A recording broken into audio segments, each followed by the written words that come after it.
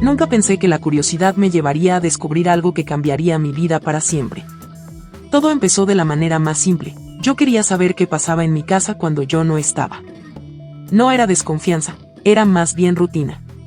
Tenía horarios largos de trabajo y siempre me quedaba la duda de si mi esposo realmente estaba en casa, si ayudaba, si cuidaba a los niños, o si simplemente se dormía en el sillón.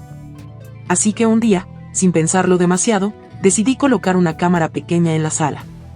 No era nada sofisticado, solo un aparato sencillo que podía grabar mientras yo estaba fuera. Mi intención era ver cosas cotidianas, si los niños hacían la tarea, si mi esposo les daba de cenar, si todo estaba en orden. La primera semana no vi nada raro. Todo parecía normal, los niños jugando, mi esposo viendo televisión, la rutina de siempre. Pero poco a poco empecé a notar detalles. Cosas pequeñas, como que él apagaba la televisión demasiado rápido cuando alguien tocaba la puerta, o que se levantaba nervioso y miraba hacia la ventana antes de abrir. Un día, revisando las grabaciones, vi algo que me dejó helada. Mi esposo no estaba solo. Una mujer entró a la casa. No era alguien desconocido, era una vecina, alguien que yo saludaba casi todos los días. Al principio pensé que era una visita normal, pero la forma en que se miraban, la manera en que se acercaban, no era amistad. Me quedé paralizada viendo cómo se sentaban juntos en el sillón, cómo él ofrecía un café, cómo se reían de cosas que yo nunca había escuchado de su boca. No hubo nada explícito, pero las miradas, los roces, los silencios, eran suficientes para entender que había algo más. Durante semanas seguí observando. Cada vez que yo salía, ella llegaba.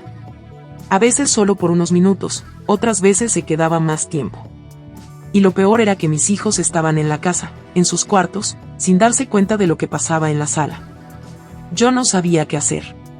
Parte de mí quería enfrentarlo de inmediato, pero otra parte necesitaba pruebas, necesitaba entender hasta dónde llegaba todo. Así que seguí grabando. Y cada día que pasaba, la confianza que yo tenía en él se rompía un poco más. Lo más doloroso no fue verlos juntos, sino escuchar las conversaciones. Descubrí que él le contaba cosas de nuestra vida, cosas íntimas, cosas que yo jamás pensé que compartiría con alguien más. Ella se reía, lo consolaba, lo hacía sentir importante.